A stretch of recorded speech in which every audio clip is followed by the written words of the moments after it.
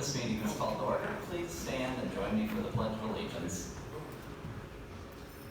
I pledge allegiance to the flag of the United States of America and to the republic for which it stands, one nation, under God, indivisible, with liberty and justice for all.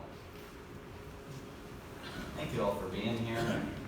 Hope everyone had a happy Independence Day. Katie, could I have a attendance, please? Sure. Councilperson Bentley? Here. Bruns? Here. Flynn? Here. Morrissey? Here. Soha? Present. Stuchel? Here. Wolfram? Here. Mayor Pro Tem Hilario? Here. All present. Thank you, Katie. Okay, let's move on to the approval of the agenda. I have two items. Council has in front of them a proclamation from the Civil Air Patrol, and we have some representatives from the Civil Air Patrol here. They put up a sign at the city's, or on the city's entrance sign, so we're going to read something for them. And then I would like a brief discussion about what exactly this this discrepancy is between MDOT and city staff regarding the TAP grant. Could I have a motion for those to add to the agenda? So moved. Would they both go under communications? Oh, thank you. Yes, I think the TAP grant discussion would go under old business, most likely. And then the other, the Civil Air Patrol would go under proclamations, under miscellaneous reports. Support. Motion on the floor from Councilman Bentley, seconded by Councilman Flynn. Any discussion on these items? All in favor? Aye. Any opposed? The ayes have it. Any other changes to the agenda? I make a motion that we accept tonight's agenda as presented. Second.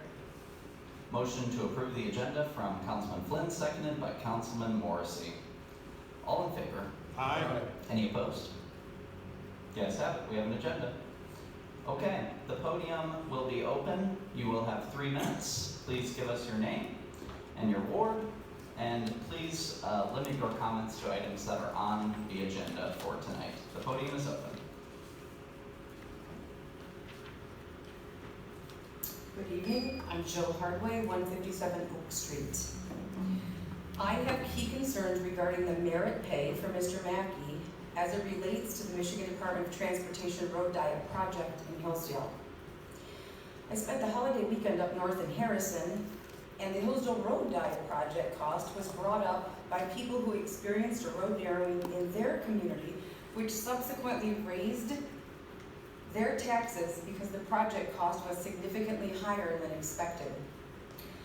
I called MDOT today in Lansing to ask questions, and they sent me to Jason in the Jackson office. I asked Jason if in fact the Hillsdale project would cost around $200,000 or 20% of the total cost, as this number has been stated in the Q&A meetings surrounding the project. He stated, quote, "The non-participating cost is around $200,000 on top of the $200,000 to match the 20% of the grant funding." I asked him if our city manager, and specifically Alan Beaker, had this information. He responded by saying, "I can't imagine they didn't know this." After briefly skimming through the previous meeting minutes this afternoon, I could not find anywhere that $400,000 was ever mentioned. In light of this information, I feel this entire process has not been fully transparent for the citizens of Hillsdale. I am also wondering if all the members of our city council were aware that this would cost $400,000 or thereabout. And I find it very hard to believe that any one of these very intelligent, fiscally responsible council members would have voted yes for this if they knew the truth of the cost. I have asked repeatedly, who is paying for this, since we can't afford to fix our own roads and we're assessing homeowners $5,000 apiece to cover road repairs? I still have not received a complete answer. I read that Mr. Robeson is making a donation to the city, but that is really the extent of it. I'm wondering if Mr. Mackey and Mr. Beaker informed the council of this information. If the answer is no, and you voted yes to push this project forward based on the cost of $200,000, this topic needs to be revisited. And if this is true, I do not believe that Mr. Mackey deserves any merit pay. Thank you. Thank you.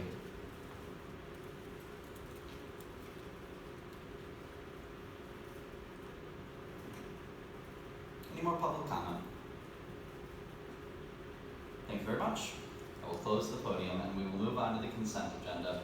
Are there any questions, changes, additions to the consent agenda? Do I have a motion? So moved. Second. Motion on the floor from Councilman Morrissey to accept the consent agenda as presented, seconded by Councilman Bruns. Any discussion? Katie, could I have a roll call vote, please? Yes, Councilperson Bruns, Yes. Flynn, Yes. Morrissey, Yes. Soha, Yes. Stuchel, Yes. Wolfram, Yes. Mayor Pro Tem Palladino, Yes. Councilperson Benton. Yes. All ayes. Thank you, Katie. We will move on to Roman numeral 6, communications petitions, and letter A, we have ARE Inc., the Hillsdale Drop-In Center. Is anyone from the Drop-In Center here that would like to say a word? Very well. I think we actually had these on our desk back in June, so I believe council has said anything. Any comments from council or staff? All set. We will move on to letter B. An update from Doug Ingles, our county commissioner. Thank you for being here, Commissioner Ingles. Thank you, Mayor. Thank you, Council. Thank you, City Manager. This is one of the few weeks that we have as the cycle goes where we have a council meeting tonight. Tomorrow morning is a Board of Commissioners. So to give you the agenda for tomorrow, we will have our public comment. Unlike council, when we have our public comment, our first go-around, it's on any subject. We do have two public comments. First is at will, whatever you'd like to speak on. We'll follow with our consent agenda, a variety of items, correspondence, regular agenda. Tomorrow, I have as part of my update a resolution to approve the short-term Lifeways lease that was that will be approved tomorrow, I'm sure. The lease did expire for Lifeways on March 31. We previously, as commissioners, had approved a year plus month to month, up to 5 months, so that they can transition during the course of the construction of their new facility. That will be one of the action items for tomorrow. Each commissioner has their turn with updates on their committees. Tomorrow, Commissioner Leininger has 2 action items. One is to approve Bitter Lake special assessments. The County Drain Commission is doing some work over at Bitter Lake. And then the resolution tomorrow to authorize bond issuance for a community mental health facility. Commissioner Wiley, who's chairperson, follows with his update, and then we end up with another round of public comment.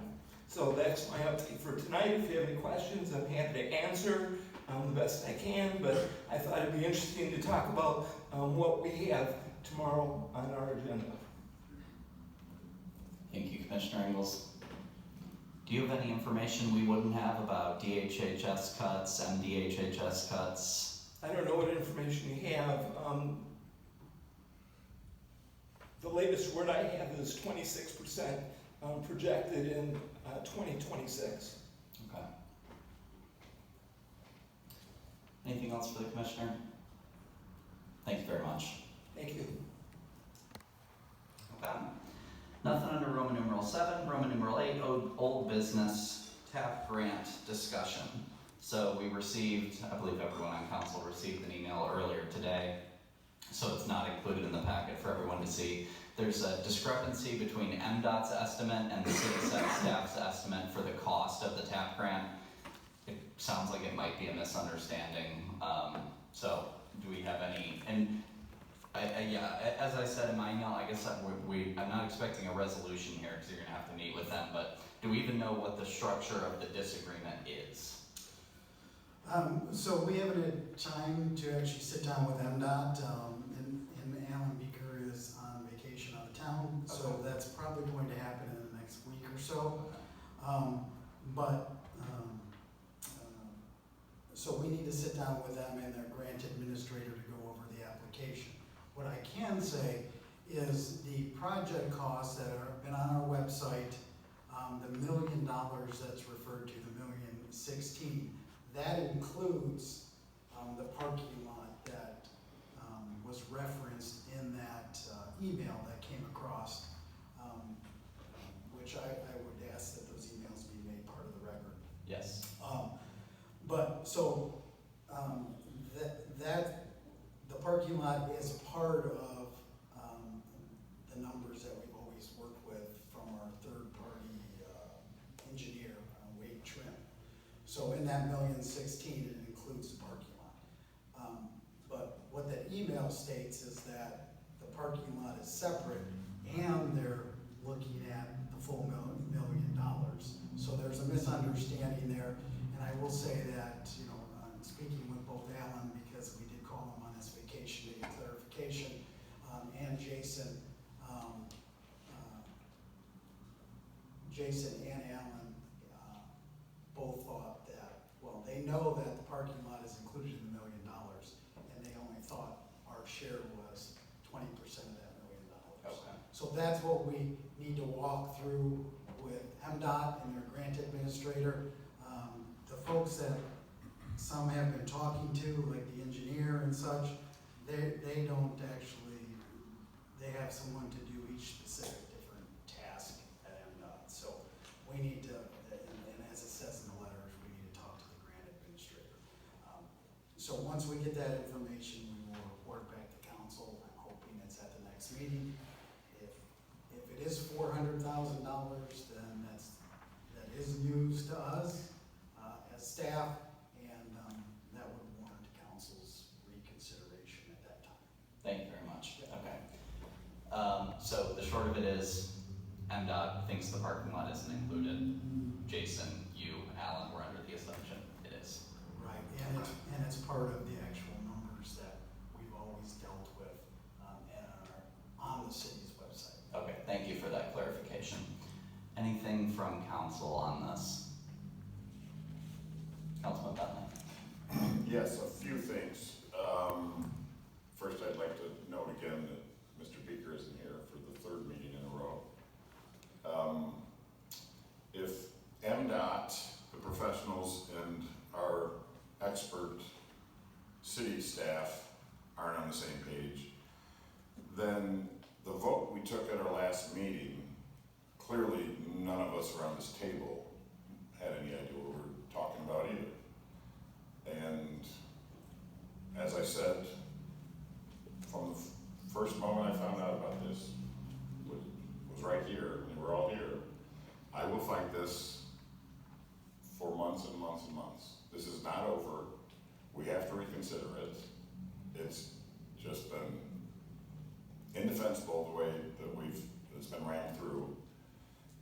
I was the one that went up and initiated contact with MDOT, and I expect to be at all the meetings going forward to fully understand what we're dealing with here, because it's clear, literally no one does.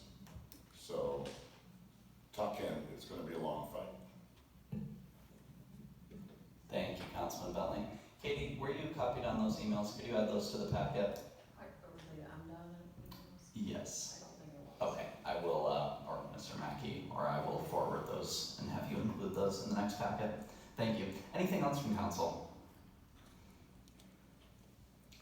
Yes, I do wish we would have waited a couple weeks. Of course, I wanted to be here. Apologies for that. Okay, anything else on this item? If not, we'll move on to new business. Thank you very much. Roman numeral 9, new business. Letter A, FOIA appeal from Kayla Ward. So we had one of these, well, probably about 6 months or a year ago, and the person was contesting it on the basis that they were doing citizen journalism and they were a nonprofit, and it simply wasn't, it didn't qualify for an exemption, period, the way that they were asking for it.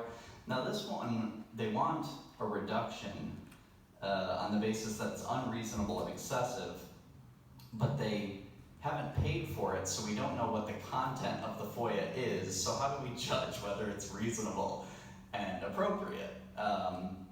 So yeah, I don't think I've dealt with this before, so I'm not exactly sure what the process is. Now we're talking about $57, so yes, Mr. Mackey.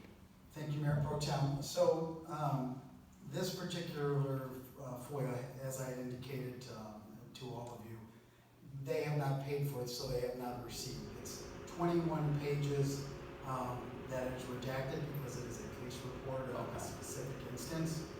So it is redacted. So what this person was charged was for the 3 hours of time that our staff, it took our staff to actually redact the document. And we charge, according to statute, we charge the lowest amount, which is $19 per hour. So she was charged 3 hours for her, for the redactions. So then we sent her the invoice for the $57, and that's what she's appealing, is she doesn't want to either pay that or she wants it reduced because of her status as the victim.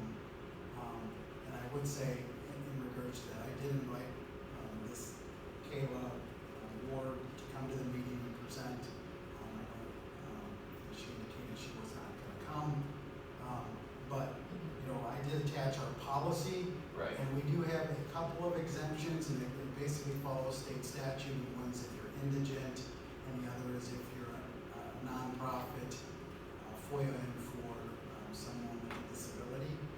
But those are the only two. And I would say that if we were to give a discount and or waive fees because of victim status, there would be a revenue cost there, because that's typically where these requests come from, and they do take hours because we have to go through that and pretty extensive. I know Chief is involved in this on that, but he could confirm that we spend hours redacting FOIAs with his staff members. Okay, thank you. No, that's helpful just to know the broad outline. 21 pages, many redactions. Yeah, I read the policy. It doesn't seem to qualify. Those are pretty strict provisions there. So that explanation is, I think, helpful and sufficient for me. Now, question, if this was $1,000, could we go into closed session or something to make sure that it was, you know, reasonable? So we just have, this is a trust-based vote, in a sense. Well, yeah, I guess if the person didn't come, I mean, it's, if you think of it this way, you're sitting in, again, sort of a quasi-judicial setting here, so it's akin to like, you know, if you appealed something to the Court of Appeals, you lost it to the trial court, right? You're asking for, in that case, the Court of Appeals to change the decision in some fashion. That's basically what they're doing here, so it's sort of to follow the same kind of procedure, which would be that the person who's making the appeal would tell you why they want, what the basis is for why they believe that they should get a reduction or elimination of the fee, and you're supposed to apply your policy to determine whether or not they're entitled to it. So it wouldn't matter, there is no, you know, all that has to be done openly. There is nothing under the OMA that would allow you to go to closed session for that, for consideration. Okay, so we're just appealing the policy. We can't actually look to make sure the labor cost matches the amount of work. Well, certainly you could do that. Yeah, I mean, because the policy says, consistent with state statute, what you are allowed to charge. Okay? And you're allowed to charge the actual time spent based upon the lowest average wage of the folks that are working, who are capable of performing the work. So it has to be someone who's capable of analyzing and determining what should be redacted and what shouldn't be. Again, because someone could appeal that, the redactions. And then you got a procedure that says, I calculate that out, including copy costs and whatever else might be applicable, and then you look to determine whether or not that was appropriate. So you may look at all of the elements of that, right, including the amount of time that was spent, because that's going to be commensurate with what was redacted, the search that was required because you can charge for your time. So we could look at the FOIA before it is completed. Before it's sent.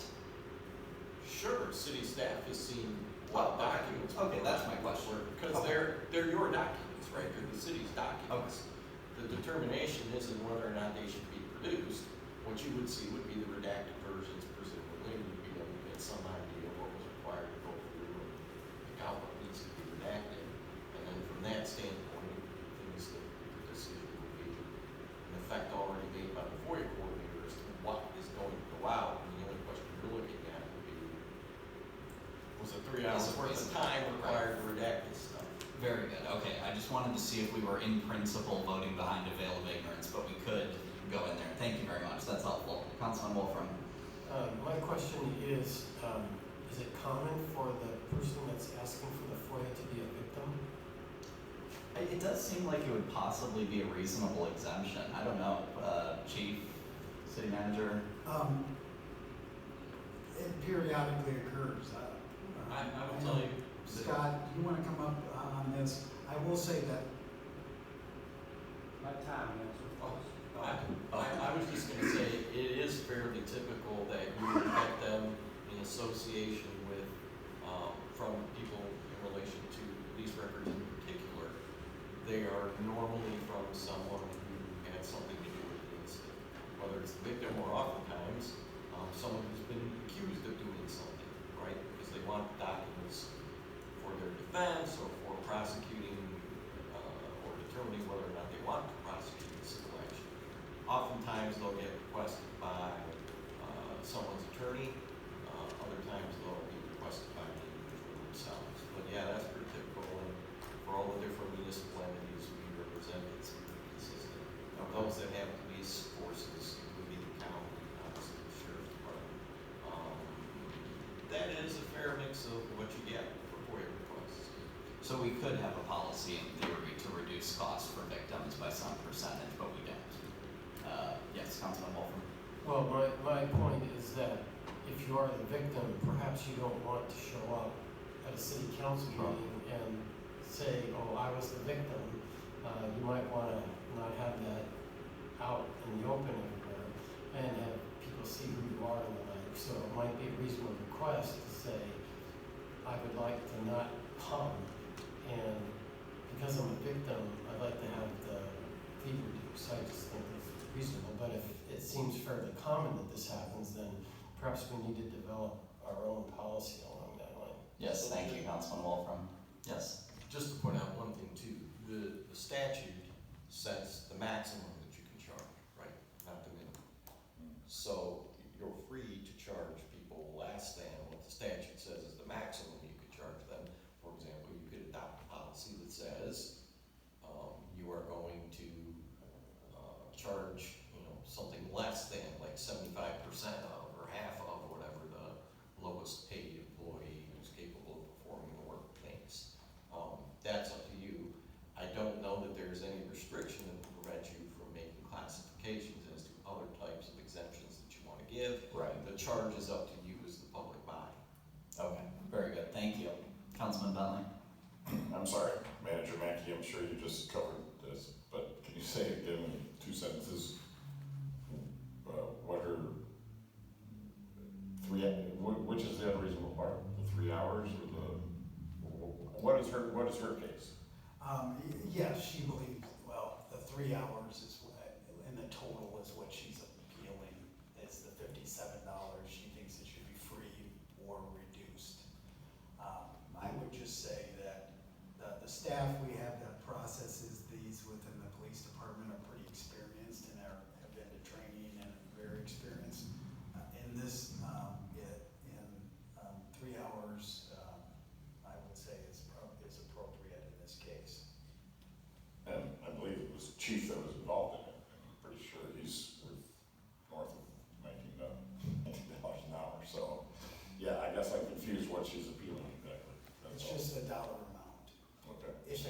she wants a policy for being a victim.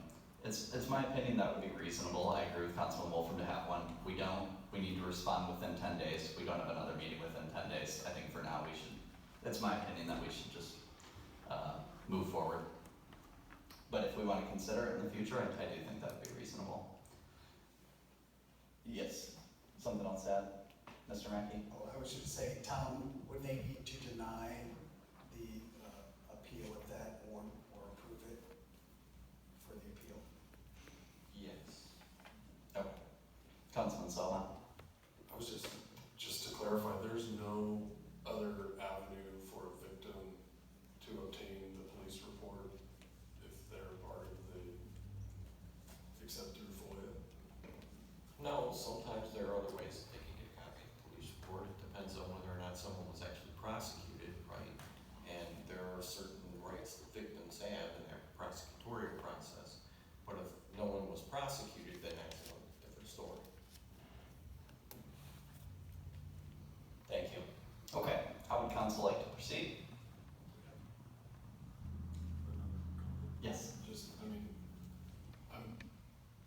I hesitate to forgive FOIA requests because I think the number of FOIA requests the city receives, it could open a, Yes. Pandora's box, but in the same part, I would be willing to entertain a resolution as Councilman Wolfram and Mayor Pro Tem suggested moving forward, but I don't know if tonight would be the night to discuss that or if we could get that on a future agenda quickly, because it seems to me it's reasonable to give some relief to somebody who has been a victim of crime. And maybe even so tonight, if we could discuss that further, I don't know. Yes. Agreed. Councilman Flynn? You would just have to be careful, in my humble opinion, on defining the word victim.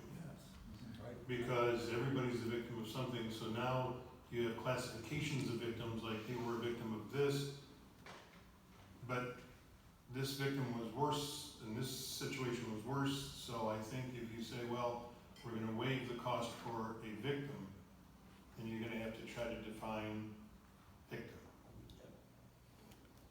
Agreed. Thank you, Councilman Flynn.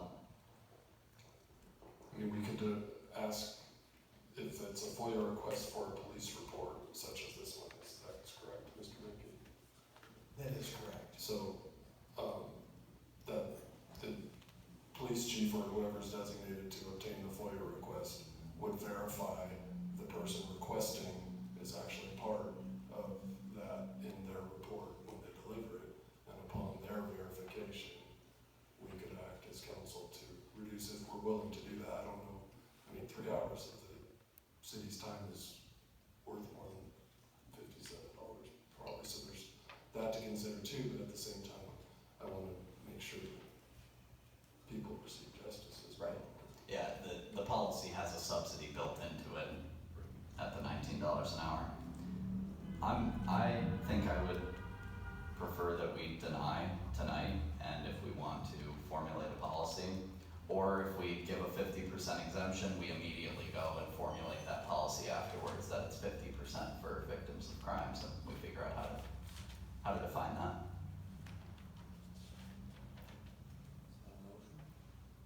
Given options, I think the cleanest thing would simply be to deny and talk about a policy. I move that we deny. Second.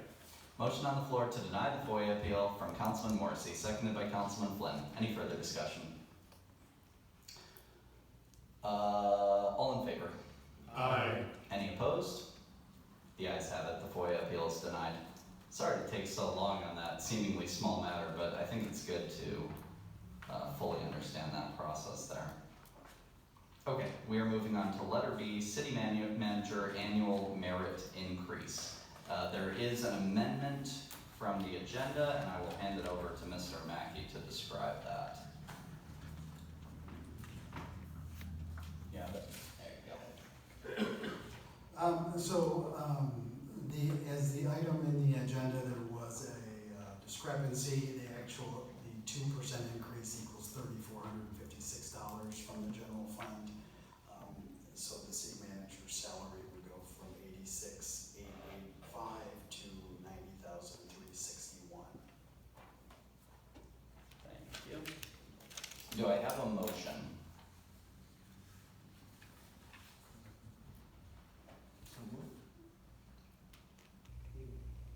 That's the 2% increase.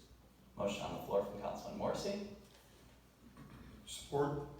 seconded by Councilman Flynn. We have a motion and a second. Discussion from council. Councilman Soha? So, with the information that we received this afternoon, and, I mean, this happened a lot last year, I think it was all put out at the same time, if I remember correctly, about the COLA increase and everything. I was just a little,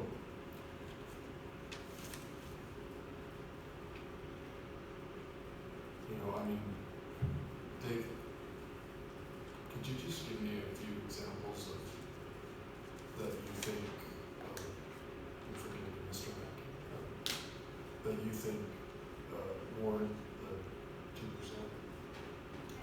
Sure, absolutely. Well, I'll give you one immediate one, which is the oversight of the Monroe Street project. We did that in-house, which saved the city a substantial amount of money, where we had to hire an outside engineering firm for a percent of the cost. So that, right there, that one project actually covers this $3,400. Another thing that we just finished up in this last year was the $2 million grant we received for water and sewer repairs across the city, whether it was the lining or the water valves, like 75 water valves, where we had substantial parts of our system we couldn't shut off because the valves were so antiquated and broken. We have the Arch Avenue project that we're working on in the industrial park. We also had a $385,000 grant for the Griswold Street repaving project. We did West St. Joe this last year. And I'm the effective lead on the college's hotel project. So I coordinate all that activity with our engineers. The college and I work together on that particular project, from vacating the road on Galloway, negotiating the payment for that development agreement, and then redesigning all the infrastructure that has to go there. I'm the point person on that, from the roads to the water, the sewer, as well as the electric. So those are some major things, The one thing I was thinking about is when we lost, we had wastewater, helping that along. Yes, I've taken over the oversight of that at this point, as we have advertised for that position, but have not received any resumes for candidates. So I'm, as far as the water and sewer director, I'm the only one with experience in the city in those type of head director level. So I'm working with the foreman currently to continue that and to know our reports. And now we are contracting some out with Mr. Geyer on the wastewater side, as we have an employee that's hoping to test and pass their exam this fall. But that will be later this fall. But I spend about half my day at the BPU and half at the city, doing the different functions. Thank you, Councilman Soha. Mr. Mackey, follow up? Yeah, if you don't mind, just remind me, last year, did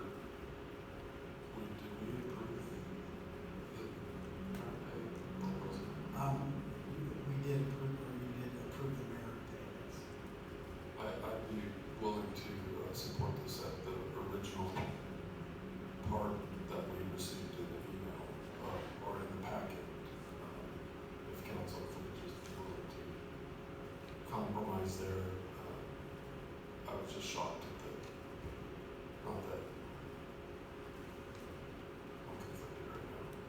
I don't know, I would appreciate a little further discussion. Thank you, Councilman Soha. Councilman Stuchel. Mr. Mayor, could you also give us an update on everyone's biggest complaint is the roads in this town, and where we were and where we're at in the overall plan since you became city manager? Sure. Yeah, that was the number one topic, so I've been here 10 years now.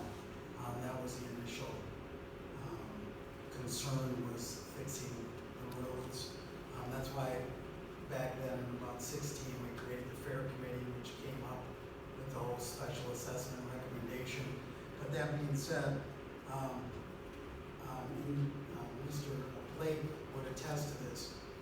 The only road work we had prior to the last 10 years was primarily every 3 years we would get a smaller grant to fix some major corridors in the city, like State Street, things like this, that the state considers important. Since then, we've not only done those, but we did the $5.5 million in Westwood, which was road, Westwood area, which was road, water, and sewer, which was a big problem for the city. We've done work on State Street, Fayette Street, we replaced the culvert, Griswold and West St. Joe, Hillcrest, Williams Court, South Hollow, Maury, Monroe, Linwood Boulevard, Hallett. So we've done a substantial amount of work too. This year, Monroe is probably the one that's going to get done within the construction timeline. But we have Arch that most likely will be next spring, given the federal requirements to walk through that process. So those are a lot of the things we've done. A garden line meeting Ripon Street, that was a $2 million grant and a big project for us. So we've done a substantial amount of things. Thank you, Councilman Stuchel. Thank you, Mr. Mackey. Councilman Bentley.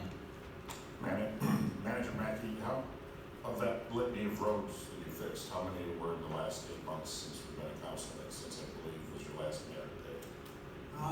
So last 8 months, I'd say Monroe, and we probably were finishing up some of last year's projects, was Griswold and St. Joe and others. What Jason, was Westwood last year? Yes. Yeah, so we would be finishing up some of those as well. Yes, so by my count, since I've been here in November, and for all of calendar year 2025, this year, we will have fixed 0.22 miles of our 48 miles of badly crumbling road. I think it's no secret that I'm not going to vote for this merit pay, but I think I should probably have a few bullet points as to why. Berry Street said compromise, which was on the table. Manager Mackey, you undermined every attempt to fix that street. That does not merit pay. We had a contentious issue about officers' compensation, our compensation. You come to us now for a merit pay increase after you sabotaged that committee and did not let them reconsider. Your, I guess can't quite call it insubordination to Mayor Pro Tem Palladino in the months of February, March, April does not merit pay. And finally, this culture of negativity, which you have cultivated and accused and had others accuse some of us for being negative. Well, here's the negativity.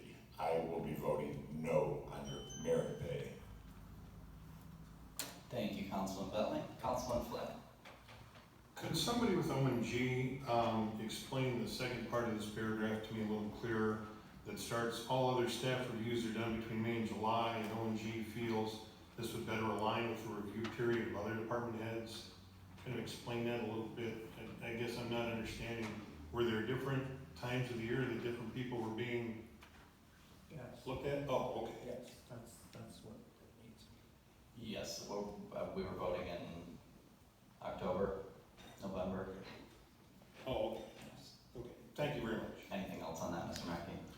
No, I guess just to expand, we were voting in October or November to more align with the budget process so that it was a clear-cut annual Oh, okay. review.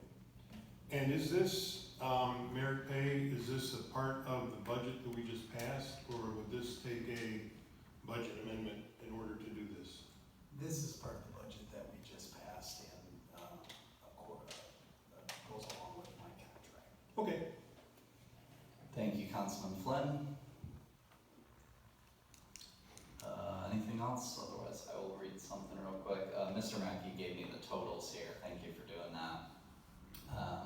So the current salary is $211,915, $84,766 on the city side, $127,149 on the BPU side. After the 2.5% cost of living adjustment for this year, that'll bring the total to $217,213. And then with the merit pay, that will bring the adjusted total to $225,902.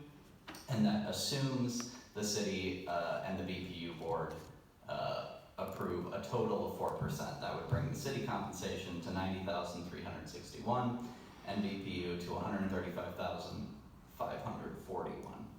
So just wanted to put that out there. Any other comments from council? We have a motion and second on the table. Councilman Soha? Has the BPU board already addressed? They have not.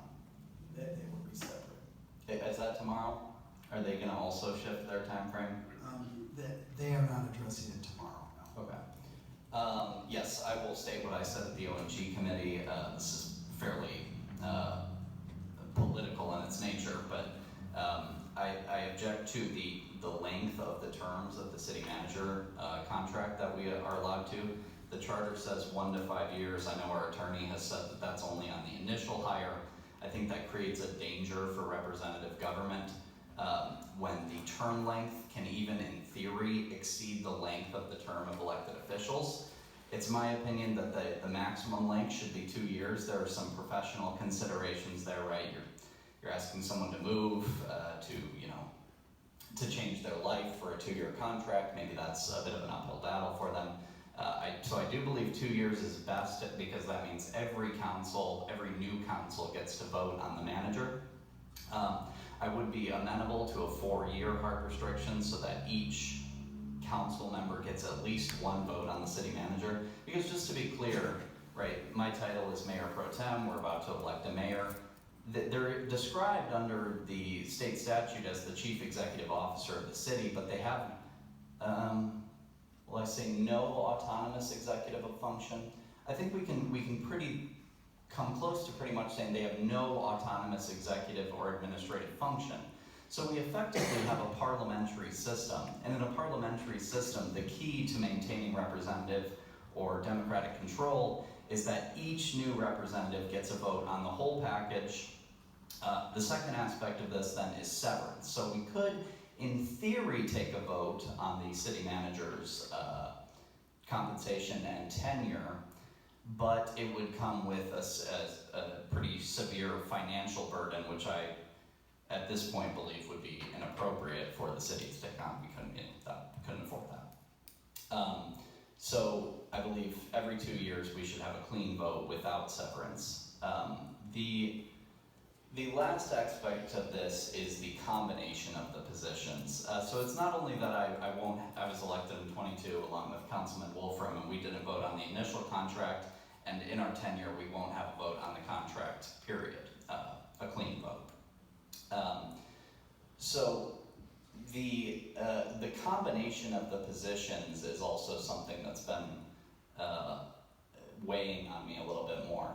I think Mr. Mackey is handling the positions, but these are both very demanding positions to hold. And I think if we were going to combine the city manager position with another position, if I if I had this vote, I would combine it with something else. So when the country initially adopted the city manager system in the 1910s, 1920s, it was very common to make it the director of public services, the city assessor, the city engineer, so that all of your work is focused on one entity of the city. And a lot of what the manager does is coordination between the two entities, so in that sense it makes sense. But I think the high stakes nature of both of these positions is something that we want to reconsider in the future. These are the two most powerful positions in the city, and I don't think I would have voted initially to combine them. So those are my comments. Anything else from council? We do have a motion and a second on the floor. And this, Mr. Soha, is for you are motioning for the amount on the amended agenda, correct? Councilman Morrissey? Yes, okay. 4%. This is 2%, but it was you were initially calculating it as our percentage from the general fund rather than the total salary from BPU and general fund. Yes. Any further discussion? Katie, could I have a roll call vote, please? Yes. Councilmember Bruns, No. Flynn, Yes? Morrissey, Yes? Soha,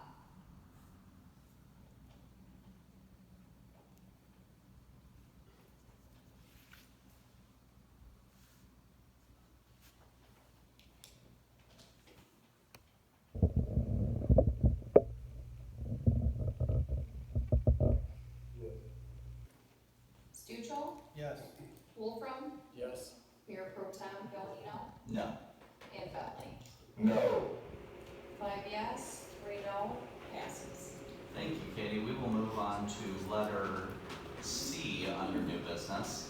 And this is the sale of 2325 North Broad Street to St. Anthony's Parish downtown, the parcel just north of them. They initially offered us $40,000. The city appraised it, came back at $40,000. The finance committee met just an hour and a half or so ago to discuss this. Do we have an update from our finance committee members? Yes, Thank you. we unanimously agree that this is acceptable. Very good. Okay, so finance has recommended this. Yes. Any other comments to add on it? No, unless there's any members of the committee like to add something. Councilman Bruns, Councilman Bentley, Councilman Wolfram, anything to add from the finance committee? No, but I think we have people from St. Anthony's. Yes. Very good. I so move. Okay. We have a motion to sell at $40,000, seconded by Councilman Bruns. Okay, further discussion. My only, yes. Sorry, I should have mentioned this before. We did decide to recommend this to council. I don't know if we can enforce this, but contingent on dealing with the existing issues with the property that they had listed, namely the sidewalk and the putter drainage. And what was the total? Was it about $20,000 for those fixes? 19,500. Thank you very much, Councilman Flynn. Okay, so I would assume that would just be a trust. Where are we going to write that into the contract that they're going to make those repairs? Yes, they will make those repairs contingent on final approval by the Diocese of Lansing, Okay. but the diocese probably won't have a problem with them doing the work. Okay, very good. Mr. Coonrod, anything to add?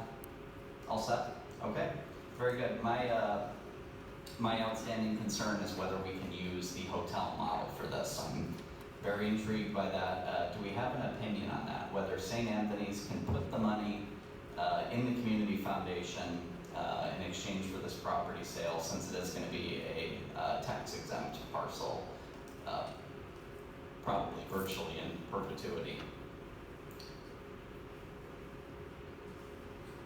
I don't think we've examined that at this point, but, I mean, it would be something that we could get, Okay. Do you have any immediate thoughts? It seems different from the hotel because it's a straight sale rather than a vacating of property.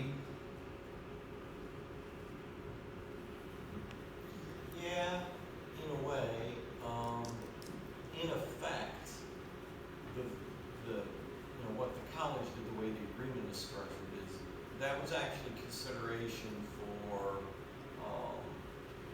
trees, various things that were of value to the city, including the value of the right of way.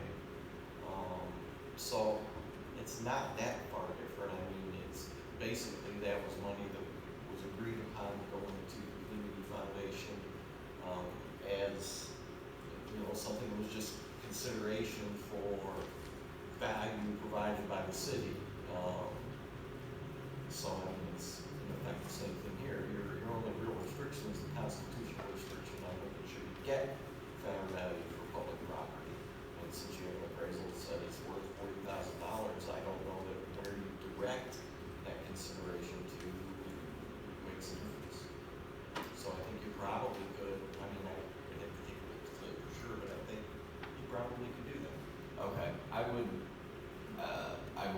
advise that in the strongest possible terms, not even just because of this, but because this will be a consideration for decades, and I think this is the way we get out ahead of things like road repairs, is build that fund in the long term so that a generation from now they can build roads without new taxes or special assessments. Should we amend the motion to direct the city staff, or can we have you investigate that as part of the sale? Okay, very good.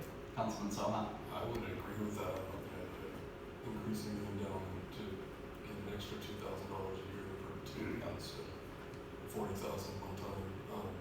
So if we're able to amend, are we able to amend the motion as presented, or do we have to? Well, so really all you're voting for is whether or not to sell it for a consideration of $40,000. What you end up deciding to have done with those funds is something you could actually revisit just prior to closing. I mean, that's more of a detail for paperwork. Very good. Could we put this on the agenda under old business whenever this comes up as we move forward to get an update? Ideally, if we could have an update or an opinion on that maybe in 2 weeks or a month, if that would be okay. Yes, Councilman Sullivan. Thank you, Mayor Pro Tem. When are we expected to close if this passes? We don't have that set up yet, so, assuming that it does, yes. Very good. Councilman Flynn. I would actually like to thank St. Anthony's for taking it upon themselves to fix the sidewalk and the drainage and all of that. That's something that they could have, at least the sidewalk could have come back on us and said, hey, you guys broke the sidewalk when you tore down the other building, you should fix it, and then that's, money out of our pocket. But I'd like to thank the church for stepping up and saying, you know what, we'll fix it, we'll take care of it. So, thank you. Thank you, Councilman Flynn. Any further discussion? We have a motion and a second to sell the property to St. Anthony's Parish for $40,000. Katie, could I have a roll call vote, please? Yes. Councilperson Flynn, Yes. Morrissey, Yes. Soha, Yes. Stuchel, Yes. Wolfram, Yes. Mayor Pro Tem Bellino, Yes. Councilperson Bentley, Yes. and Drums. Yes. It's 8-0, it's approved. Thank you, Katie. We will move on to new business. Letter D, rescinding traffic control order 1981-1. This has to do with the new parking configuration on Monroe Street. Chief Hefner, thank you for being here to explain. The rescinding the traffic controller is not 1981-1, it's 1989-1 unless I. Oh, sorry about that. Thank you. The Monroe Street project is done. Part of the engineering project and plans when the whole project was developed was what was gonna happen with the parking. Prior to the project, there was no parking on the south side between West and Manning. That's going to continue, and that's covered under traffic control order 2001-06, so we don't have to have a new one for that. To back up a little bit, the street is not wide enough to conform to parking on both sides of the street. So in that first block from West to Manning, there'll be no parking on the south side, which it was that way before because of the Reed Emergency buildings. There'll be no parking on the north side from Manning to Hillsdale Street, which is covered by 1981-1. So the only traffic controller I could find from 81 to 2025 for Monroe Street was 1989-1, which I'm asking to rescind. And what that says in base, it gave 85 feet from the center of the intersection of Monroe and Manning eastward on the north side for people to be able to park right in front of the BPU admin building to go in and do business for 15-minute parking. In the construction project, they made new curb cut parking spaces with a handicap approach on the south side for improved parking in that. So it's just gonna move to the south side, the parking spaces are already there, improved to meet ADA compliancy. So we just need to rescind 1989-1, and that completes the project for Monroe Street, and they'll get the signage up. Thank you very much, Chief. Appreciate it. Great job on Monroe Street, all city staff. That thing flew up in unbelievable time. Yes, looks good. Sad to see those bricks go though. Okay, do we have a motion to rescind 1989-1? Support. Motion on the floor from Councilman Soha, seconded by Councilman Flynn to rescind Traffic Control Order 1989-1. Katie, could I have a roll call vote? Yes. Councilperson Morrissey. Yes. Soha. Yes. Stucho. Yes. Wolfram. Yes. Mayor Pro Tem Palladino. Yes. Councilperson Bentley. Yes. Bruns. Yes. And Flynn. Yes. 6-0 is approved. Thank you, Katie. We will move on to Roman numeral 10, miscellaneous reports. We have one proclamation from the Civil Air Patrol. So council members should have before them, we got a nice picture from the Civil Air Patrol. They put up their placard, their sign out on Hillsdale's, I don't know if anyone in the audience can see it, it's right there, out on Hillsdale's sign. So we're gonna read a proclamation for Civil Air Patrol Day. And then if anyone wants to come say a few words as well, that'd be fine. Better than fine, it would be great.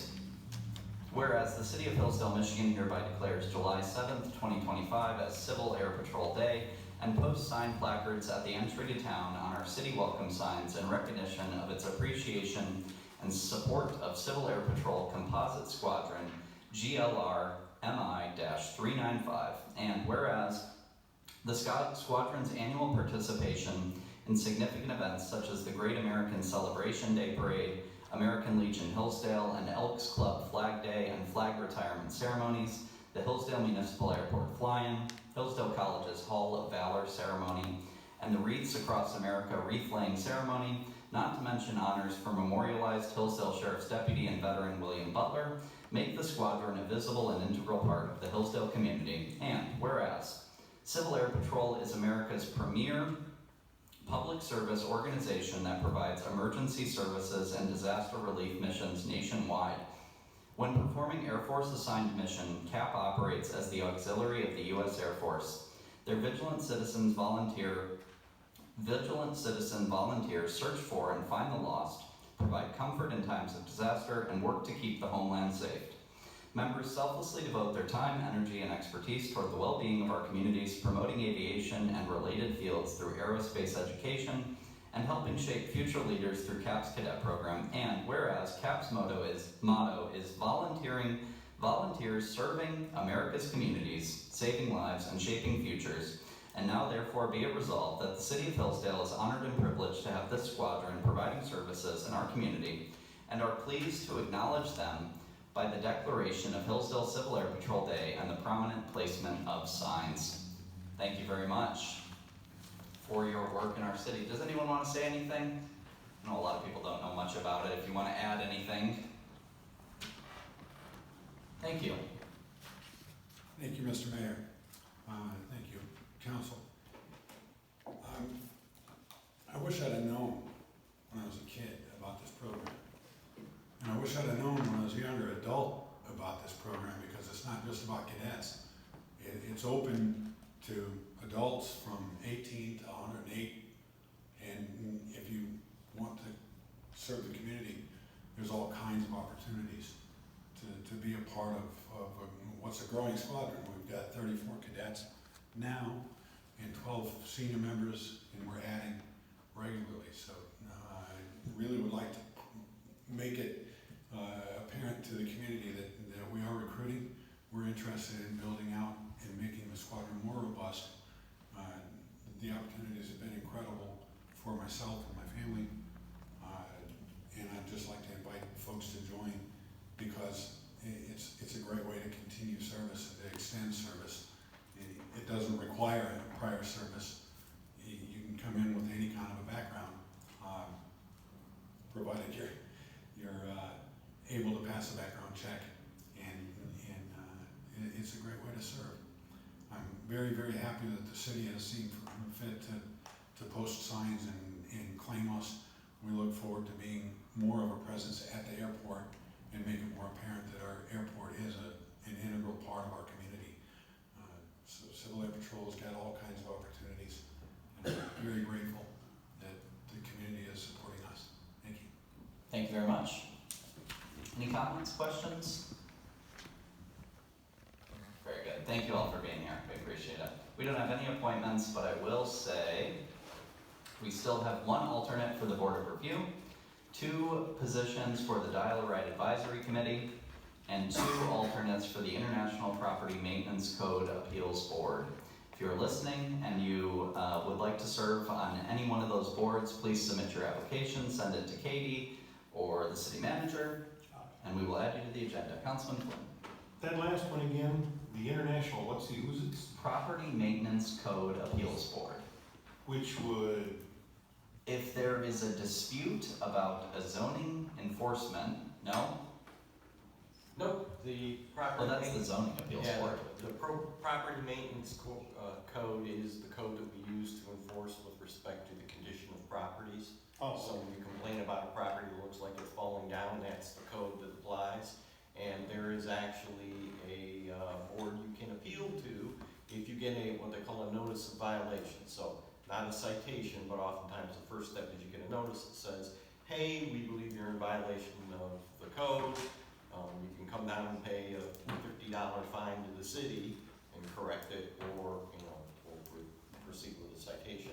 You can appeal whether or not you're actually in violation, and there is a little board then that would hear your appeal, and that would be outside of the court process. okay, I appreciate that, thank you. Yep. Thank you very much. And I don't believe they meet very often, once a year if I recall correctly, or not even that often. Yeah, and it's actually only when someone actually makes an appeal. So there's nothing else for them to do unless someone appeals it, which is pretty rare. No regular commitment. Build your CV. Okay, nothing else under Roman numeral 10. Roman numeral 11, general public comment. This public comment will also be 3 minutes. Please state your name and your ward, and you may speak on whatever your heart so desires. The podium is open.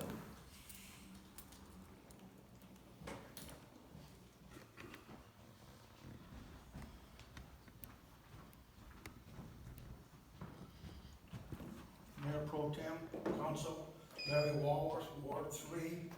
We still have some outstanding violations pertaining to the running at large incidents. Since I was up here and spoke the last time, there's been 3 more.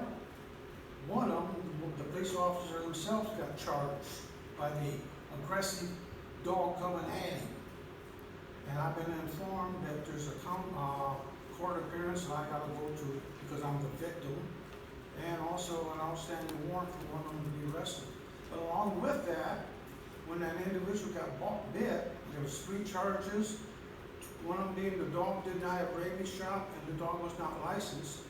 That still exists in that pack of dogs at that location, because it was obvious these other 3 times that the animals are at large, we could see that the dogs did not have collars and licenses. That pertains to the police and not taking care of the licensing of those dogs and other stuff. And has not been any code enforcement since the Tent City incident came out. She says she's not going to do any because she is only the assessor and in charge of that department.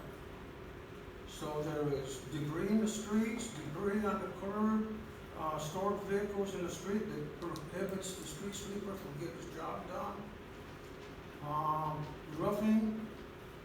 Roof not completed in our house now for 3 years, and there's several other things that we noted that are ordinance violations but are not being dealt with. Thank you. Thank you, Mr. Walworth.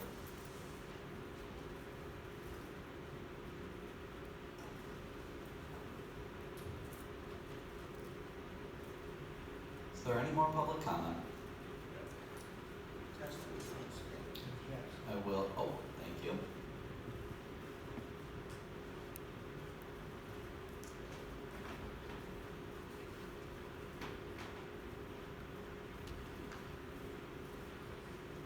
Chad McLean, Boiler Room.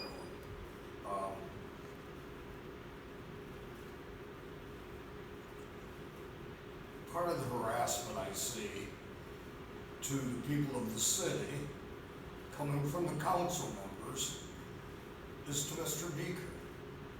As it was said, he's not been to 3 meetings, which I don't think he was requested to be there. He's not required to go to all your meetings. If you want him there as a council member, it's your job to request it.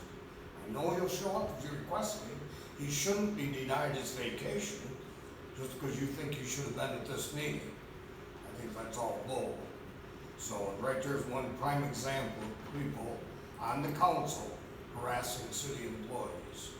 That person that's doing that has not attended one planning commission meeting, which Mr. Beaker is required to attend. That's his department he attends. But the other thing is, I guess I don't understand, I know you guys get your packets, I don't understand why a council member would ask a question about the ward wanting what she wants when the letter's in your packet. It's right here. If you don't have the ambition to read your packet, don't be wasting the rest of the council and the city of the public's time asking stupid questions. It was right here in the packet. Number 3. It's time the townies of Hillsdale got their group together and got their butts out of their heads out of their butts and got a person to run for council that needs, or run for mayor that needs to run for mayor. These migrant part-time city people that want on all these committees and everything, it's a bunch of bull. The city of Hillsdale and the townies of Hillsdale need to get together. The person to elect, Mr. Bob Flynn. He can be a write-in, he can be up there.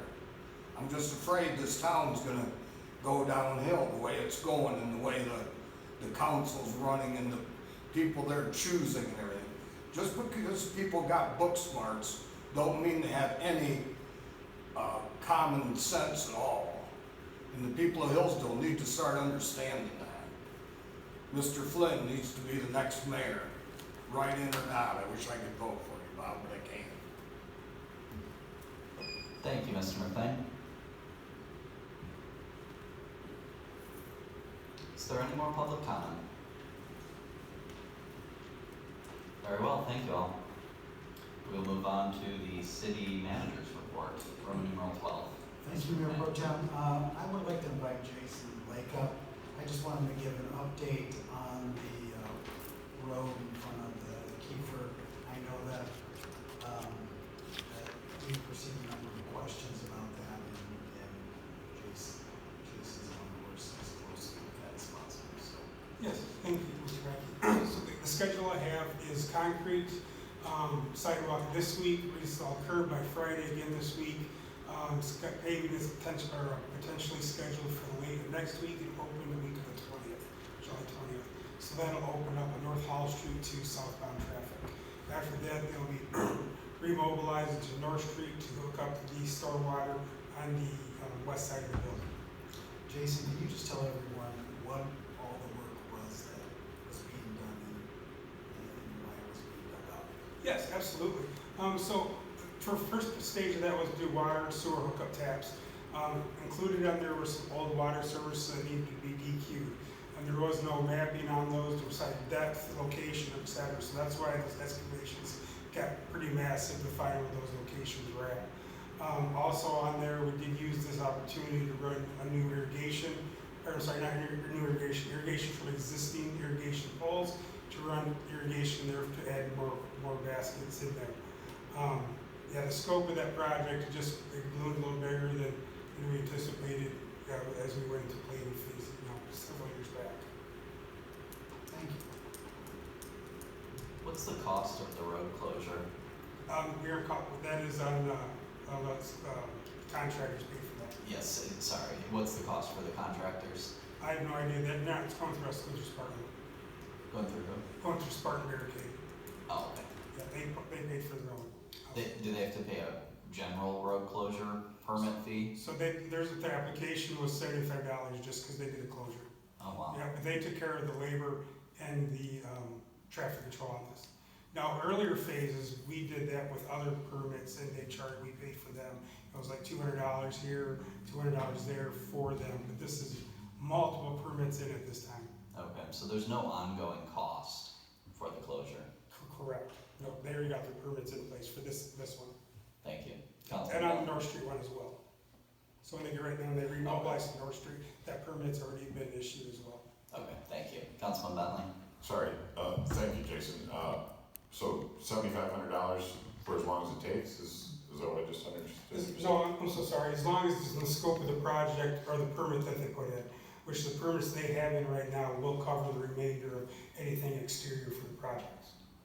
Well, is there a time limit on it? So they put on there, forgive me, I don't have it in front of me. The first permit expired June 30th, we extended it to July 20th. And then we can extend it one more time after that to catch the North Street as well. So I'd put that contingent on what we request comes back in October. Okay, thank you. I don't know if that's council's job or your job, but I would like shorter and more accountability, like not indefinitely close the street to their neighbors. Absolutely. So I don't know, should we initiate something at our level, or how? I would ask, let's wait till the July 20th deadline comes. No, I don't mean this one, obviously, no, it is what it is. I mean going forward, like if we have to do street closures and get these $7,500 permits. Just to clarify, Councilman Bentley, $75. Yes. I wouldn't have been asking if it was $7,500. I said, okay, they paid it. It does seem like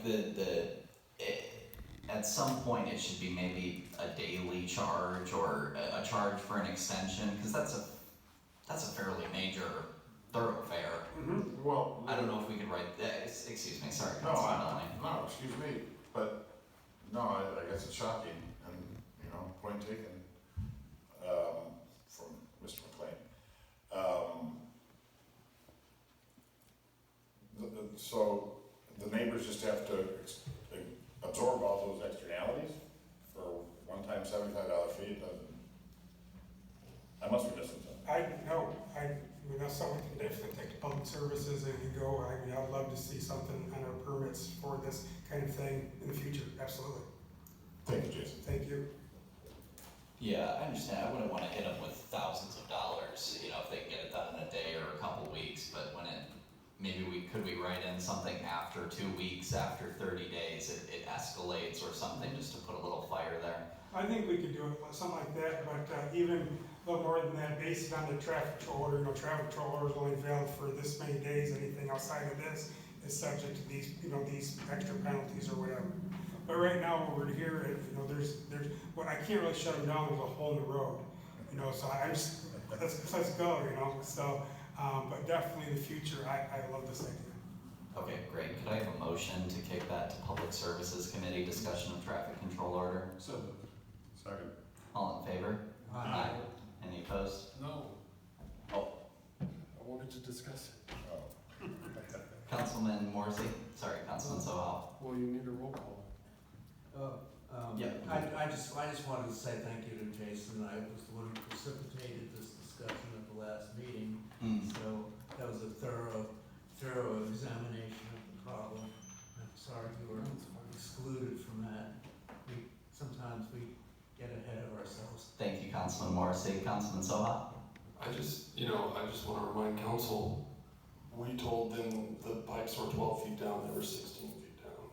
And then, we were just told that the city did some other extracurricular work since the road was opened. So, I mean, those things are important as well, to consider the time. I agree it's been a long time, but I don't know. I struggle with the idea of, you know, the financial retribution for a business that's trying to do so much to improve one of the most prominent buildings in the city. On one hand, I think it might be a good idea with such an extended delay, but I don't know. Oh, yeah, I don't mean to frame it as retribution at all, it's just there's a cost to the residents there, and it's an externality borne by the public unless it's captured as some sort of public cost. Yes, Manager Mackey. Yes, and I know Jason's standing there. I would say, Councilman Soha, to your comments about city adding stuff, that we don't have, the city staff doesn't necessarily agree with that assertion. We've had pretty specific requirements of that project from day one, and they tended to forget some of them. So are not necessarily in agreement with some of those comments about what the work was, like the extra concrete work. That was always part of it from day one. And they just flat out refused to do it. So we are going to take care of that, and I don't know, Jason, if you've got a number for that, but we're going to take care of it and decide how we move forward with that, because they've refused. And it was clearly part of their initial review. Councilman Soha? Thank you, Mr. Mackey. This is a revelation. I mean, we had an agreement with CL to do extensive concrete work, and was that agreement in writing? We have minutes that reflect that, yes. Well, that's trouble. Okay, I think that they're arguing, yes, it's in the minutes that we were intending to do it, but we don't agree that we were the one to pay for it. I think it's gotten to that point.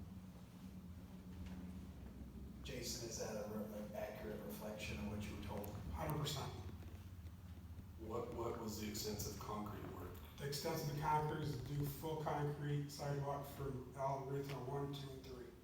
They've only done it at retail 1 and 2 and refused to do it at 3. So 3 wasn't demolished. You're up. Sorry, 3 wasn't demolished in the original construction. No, it's the very south building, correct. I think we should get the documents and everything in front of us. Sorry to put you on the spot about this. Councilman Flynn? While we're discussing it, Mr. Mackey, could we get an overall update on the Kiefer project? Are they moving along? Are they going to come back here in a little bit and say we need an extension? Well, how about we give an update at the next council meeting on that? Okay. Because we need to find out where they're at, inside the building as well. We just don't know. We know they've been working extensively out in the front, rebuilding stuff, which we're glad to see and excited to see.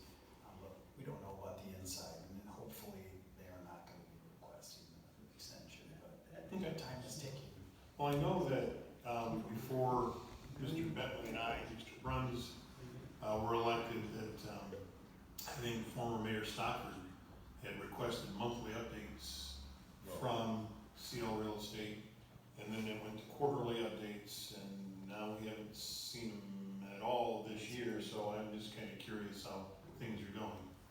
I think I toured in March or April. It was February. No, Was it that long ago? So my quarterly tours. Yeah, No, but February. it was, you're right, it was a while ago. I'm sorry. No, that's Councilman Dunn. No, that's all I want to say. Our last quarterly walkthrough was February. Councilman Soha. Just for you, Councilman Flynn, one of CL's, his name's failing. Brant Cohen wrote us a letter saying he was going to give monthly updates, and we thought, oh, that's a lot. Why don't we do quarterly updates, which he agreed to.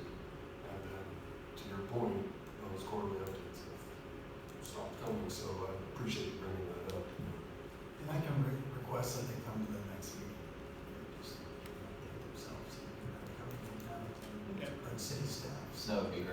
Please do. we will do that. Thank you. Councilman Soha? Point of order, because I voted no, do we have to? Yes. We are still in discussion on the public services question, which I'd say this is all related. Anything else? Katie, can I have a roll call vote on sending this to public services? Yes. Councilperson Morrissey, Yes? Soha, Yes. Sucho, Yes. Wolfram, Yes. Mayor Pro Tem Palladino, Yes. Councilperson Bentley, Yes. Bruns, Yes. and Glenn. Yes. 6-0 is approved. Thank you, Katie. And we are still on the city manager's report, actually. All right, well, I'll finish her up here. Want to report to council and the public that we had a safe and successful 4th of July parade and fireworks event. And we want to thank all the volunteers and Bob who did the announcing. That it was one of the larger parades that we have had in many years. So we were glad to see that with the number of floats. Yeah. So it was very impressive from the folks in the parade to everyone volunteering to make it happen and the staff. So just want to thank everyone for that. On the property tax bills, they have gone in the mail. If you do not receive them by the end of next week, I would reach out to the city treasurer and he can get you a copy of that for your upcoming bills. Sometimes they get lost in the mail. On August 10th, we will have our next train event. This one will have a different train that's coming to town, so it's not the steam engine that typically shows up. It will be a different train, so that might entice a few folks. And it's also, what they've built is kind of a picnic lunch train excursion, so we're not sure how that's going to affect the restaurants and those things. Or whatnot. But August 10th is the date for that. And lastly, the BPU staff will be reaching out to residents about scheduling appointments to verify their water service lines material. If that hasn't happened to you already, we literally have to verify the water service lines of all residents in the city to make sure that they're not lead or galvanized, and then if they are, we put that on the list and contract out for their replacement. This is part of the spin-off of the Flint water crisis many years ago, but it's something that's the mandate we have to do. So the staff will be reaching out to folks here coming up. With that, I just want to thank council for voting my miracles. Answer any questions, please feel free to reach out. Thank you. Any comments? Well, we can move on to council comment. Councilman Wolfram. I just wanted to say that I got married on the 4th of July, and I've never forgotten my anniversary. Thank you. Councilman Bentley. A couple things for Manager Mackey. The negativity report about the dire, can we have that? Can you email it to us, or can we? Yes, I received permission from those two individuals to make them public if necessary. Sounds like you're requesting it. I will be happy to share that them with the council and make them part of the public record. Thank you. The second one for Manager Mackey. The two of you, we were talking a few months ago about tour, the second part of the BPU tour, the electric side, electricity and whatever.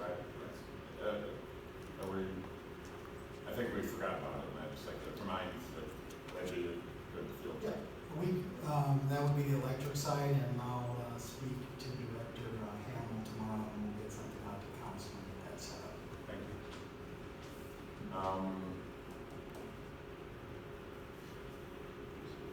I guess lastly, of course, I have to come back to the road diet.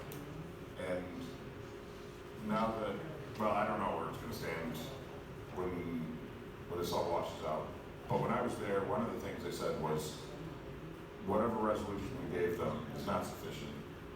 they're gonna need more resolution from us, and the TAP grant wasn't even included. So there's still a lot of meat on this bone. And even though Manager Mackey, I believe, insists that we check the boxes of the MDOT requirement for those public forums, I'm going to be calling for another public forum and invite everybody in and give us all an earful. I don't know exactly when. I guess it'll depend on what we find out about this 400,000 or not. But, and again, to reiterate, I expect to be fully engaged in the process going forward. And that's it. Thank you. Thank you, Councilman Bentley. Any more public council comment? Excuse me. Yes, Councilman Soha. Chief, forgive me for putting you on the spot, but would you mind to come up and just say what the policy is for at-large dogs and how the citizens should approach that, what your response is to that?